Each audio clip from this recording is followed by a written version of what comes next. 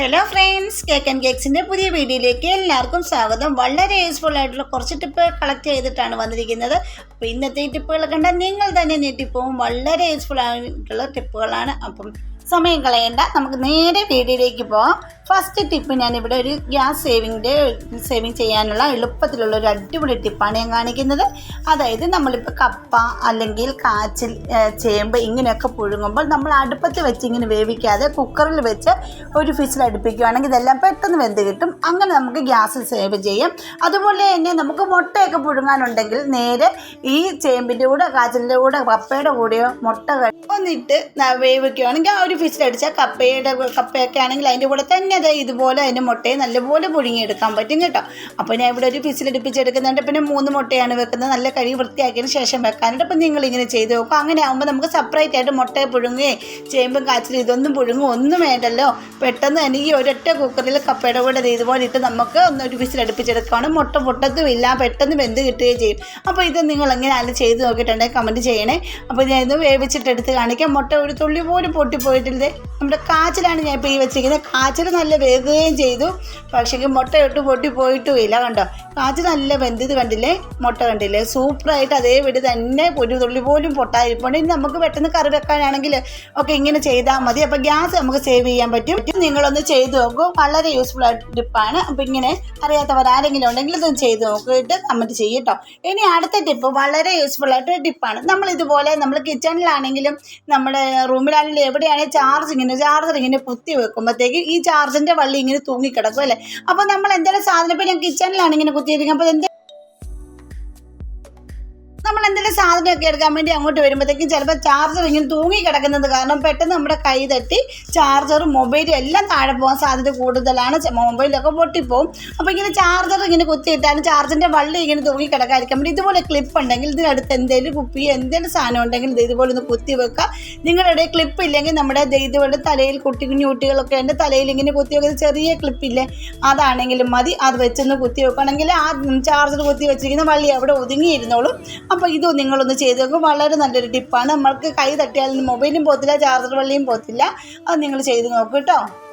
ഇനി അടുത്ത ടിപ്പും ഇത് വളരെ യൂസ്ഫുൾ ആയിട്ടുള്ള ടിപ്പാണ്. നമ്മൾ അരിയൊക്കെ റേഷൻ കടയിൽ നിന്ന് മേടിച്ച് വരുമ്പോഴത്തേക്ക് ഈ അരിക്കകത്ത് നമുക്ക് പിന്നെ ഈ ഒരുമാതിരി എണ്ണമയം പോലെ അതുപോലെ തന്നെ കളർ വ്യത്യാസമൊക്കെ ഉണ്ട്. ഈ അരിക്ക് നല്ലപോലെ കഴുകിയെടുക്കാതെ നമ്മുടെ ഈ അരി എത്ര ചോറ് വെച്ചാലും ആ നെയ്യ് പൊങ്ങിക്കിടക്കുന്നത് പോലെ നമ്മൾ ചോറ് വെച്ച് കഴിയുമ്പോൾ അതിൻ്റെ മണ്ട ഇങ്ങനെ പൊങ്ങിക്കിടക്കും. ഈ അതിൻ്റെ കളറാണ്, അത് അഴുക്കാണ്, തവിട് പോലെ ഇങ്ങനെ കിടക്കുന്നതാണ് പൊങ്ങിക്കിടക്കുന്നത്.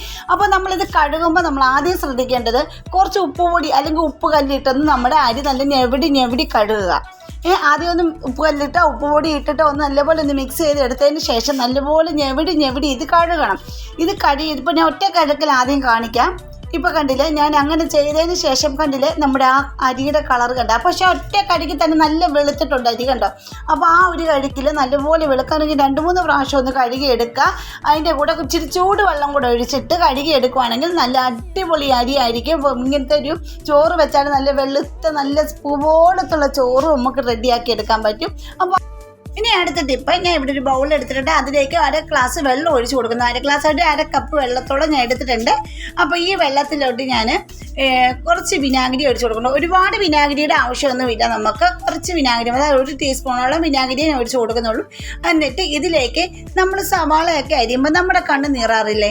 അപ്പോൾ ഇങ്ങനെ ഇത് എത്ര സവാള ഉണ്ടെങ്കിലും ഇതുപോലെ ഈ വിനാഗിരി വെള്ളത്തിനകത്ത് ഒഴിച്ച് വെച്ചതിന് ശേഷം കുറച്ച് നേരം ഒന്ന് മുക്കി വെച്ചിട്ട് ഒന്ന് അരിഞ്ഞ് നോക്കിക്കേ.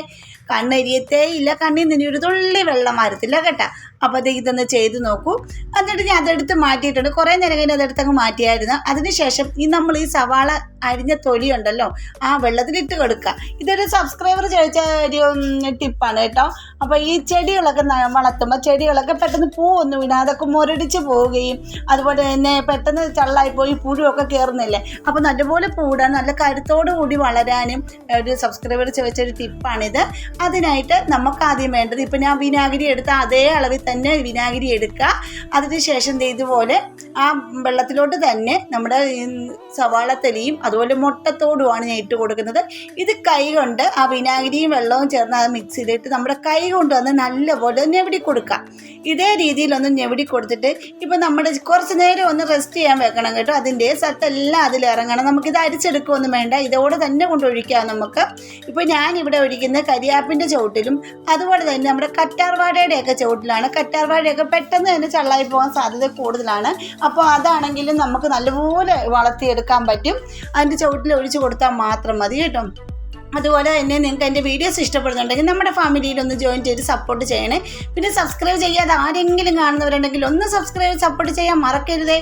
പിന്നെ ബെൽ ബട്ടൺ എനേബിൾ ചെയ്ത് വെച്ചേക്കണേ, എന്നാലേ ഞാൻ ഇടുന്ന വീഡിയോസിന് എല്ലാം നോട്ടിഫിക്കേഷൻ നിങ്ങൾക്ക് കിട്ടത്തുള്ളൂ കേട്ടോ. ഇപ്പോൾ ഇതേ ഞാൻ ഈ കറ്റാർ വാഴയുടെ ചുവട്ടിലാണ് ഇതേ ഒന്ന് ഒഴിച്ച് കൊടുക്കുന്നത്.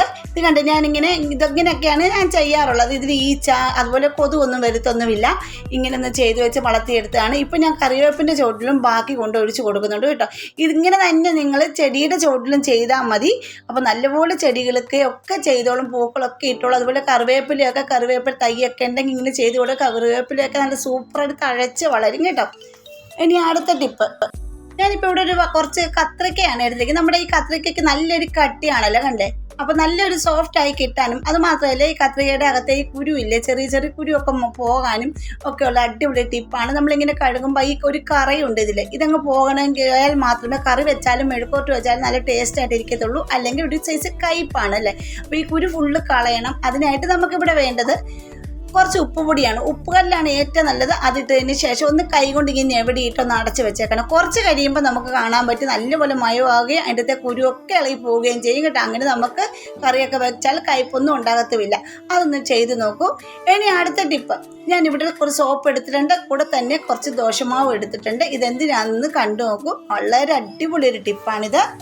നമ്മുടെ വീടുകളിൽ ദോശയും അപ്പം, ദോശ, ഇഡ്ഡലി ഒക്കെ ഉണ്ടാക്കാൻ നമ്മൾ ദോശമാവൊക്കെ അരച്ച് വെക്കുമ്പോഴത്തേക്കും ഒരുപാട് മാവ് മിച്ചം വരികയും നമ്മളത് ഫ്രിഡ്ജിൽ വെച്ച് സൂക്ഷിച്ചൊക്കെ നമ്മൾ കുറേയൊക്കെ ഏറെയൊക്കെ അരച്ച് വെക്കാറുള്ളതല്ലേ. അപ്പോൾ ഈ മിച്ചം വന്ന മാവാണെങ്കിൽ നമ്മൾ ഫ്രിഡ്ജിൽ വെച്ച് സൂക്ഷിച്ച് വെക്കാറുണ്ട്. പിറ്റേ ദിവസം നമ്മൾ ഈ ദോശ ഇടാനൊക്കെ എടുക്കുമ്പോഴത്തേക്ക് ഇത് തുറക്കുമ്പോൾ തന്നെ ഭയങ്കര ഒരു പുളിമണമായിരിക്കും അല്ലേ. അപ്പോൾ അതുപോലെ തന്നെ കുട്ടികളൊക്കെ ഏറ്റവും കൂടെ ആസ്വദിച്ച് കഴിക്കുന്ന ദോശ ഇഡ്ഡലിയല്ല. പുളിയാണെങ്കിൽ ഇതുങ്ങൾ ആരും അത് തൊടത്തുപോലുമില്ല. അപ്പോൾ നമുക്ക് ഈ ദോശയൊന്ന് ദോശയുടെ മാവ് പുളിച്ചു പോകാതിരിക്കാൻ നല്ല അടിപൊളിയായിട്ട് നല്ല ടേസ്റ്റോട് കൂടി ഇരിക്കാൻ നമ്മൾ ഫ്രിഡ്ജിൽ വെച്ചാൽ എത്ര നാളിരുന്നാൽ പോലും പുളിച്ചു പോകാതിരിക്കാൻ അടിപൊളി ഒരു സൂത്രമാണ് ഞാൻ ഇപ്പോൾ കാണിക്കുന്നത്. അതുപോലെ നിങ്ങൾ ചെയ്യേണ്ടതാണ്, വളരെ നല്ലതാണ് കേട്ടോ. ഇപ്പോൾ അതിനായിട്ട് ഞാനിവിടെ എടുത്തിരിക്കുന്ന 3 പച്ചമുളകാണ് എടുക്കുന്നത്. നല്ലപോലെ കഴിയതിന് ശേഷം പച്ചമുളക് നമ്മുടെ മാവിലിട്ടാൽ മാത്രം മതി. അടിപൊളിയായിട്ട് മാവ് ഒരിക്കലും പുളിച്ചു പോകത്തില്ല. നല്ല സോഫ്റ്റ് ആയിട്ടുള്ള ദോശ ചുട്ടെടുക്കാൻ പറ്റും. അപ്പോൾ അടുത്ത ടിപ്പ് ഞാനിവിടെ നമ്മുടെ കതകിൻ്റെ വ്യാപിരിയില്ലേ, ഈ വ്യാപിരിയിൽ നമ്മൾ തുറക്കാതൊക്കെ ഇരിക്കുന്ന വ്യാപിരിയൊക്കെ ആണെങ്കിൽ പെട്ടെന്ന് തന്നെ അത് തുരുമ്പ് പിടിച്ചു പോകാൻ സാധ്യതയുണ്ട്. തുറക്കാനൊക്കെ വളരെ പാടായിരിക്കും. അപ്പോൾ നമ്മൾ വാസ്ലീന് എണ്ണയൊക്കെ പെട്ടെന്നൊക്കെ ഇട്ടിട്ടുണ്ട്. പക്ഷേങ്കിൽ നിങ്ങൾ ഈ ഒരു പ്രാവശ്യമെങ്കിലും ഇതൊന്ന് ചെയ്ത് നോക്കും. നമ്മുടെ വീടുകളിൽ നമ്മൾ ഉപയോഗിച്ചൊക്കെ ബാക്കി കളയുന്ന സോപ്പ് ഇതൊക്കെ ഉണ്ടെങ്കിൽ ഇതുപോലെ ഒന്ന് വ്യാപിരിയിലിട്ടൊന്ന് ഉരച്ചെടുക്കുക. ഇതുപോലെ നല്ലപോലെ ഒന്ന് തേച്ച് കൊടുത്തതിന് ശേഷം നിങ്ങൾ അങ്ങോട്ടും ഇങ്ങോട്ടും കതകോ ജനലിൻ്റെ വ്യാപിരി ഒന്നിങ്ങനെ ആട്ടി നോക്കണം. ഒന്ന് തുറന്നു അടച്ച് നോക്കുമ്പോൾ പെട്ടെന്ന് തന്നെ അതിൻ്റെ പിന്നെ തുരുമ്പെല്ലാം പോവുകയും ചെയ്യും. നല്ലപോലെ തുറക്കാനും അടക്കാനും എല്ലാം പറ്റും കേട്ടോ. അപ്പോൾ നിങ്ങൾ ചെയ്ത് നോക്കുമ്പോൾ 2 വ്യാപാരിയിൽ ഞാൻ ഇങ്ങനെ ചെയ്യുന്നുണ്ട്. കണ്ടില്ലേ, ഈ സോപ്പാണ്. സോപ്പ് സൂപ്പറാണ് കേട്ടോ. നമ്മൾ പിന്നെ എണ്ണ ഒഴിക്കുന്നതിനും അതുപോലെ തന്നെ വാസനയൊക്കെ തേക്കുന്നതൊക്കെ എല്ലാം നല്ല അടിപൊളി ഒരു ടിപ്പാണ്. അപ്പോൾ നിങ്ങളത് ചെയ്ത് നോക്കിയിട്ട് ഫ്രണ്ട്സിനൊക്കെ ഒന്ന് ഷെയർ ചെയ്ത് കൂടെ സപ്പോർട്ട് ചെയ്യണേ. അപ്പോൾ ഇന്നത്തെ വീഡിയോ ഇത്രയേ ഉള്ളൂ. അടുത്ത വീഡിയോയിൽ അടിപൊളി ടിപ്പുകളുമായിട്ട് ഞാൻ വരുന്നതായിരിക്കും. അതുവരേക്കും ബായ്. അപ്പോൾ ഇന്നത്തെ ഈ കൊച്ചു ടിപ്പുകൾ, സിമ്പിളായിട്ടുള്ള ടിപ്പുകൾ നിങ്ങൾ എല്ലാവരും ഒന്ന് ചെയ്ത് നോക്കിയിട്ട് കമൻറ്റ് ചെയ്യട്ടോ.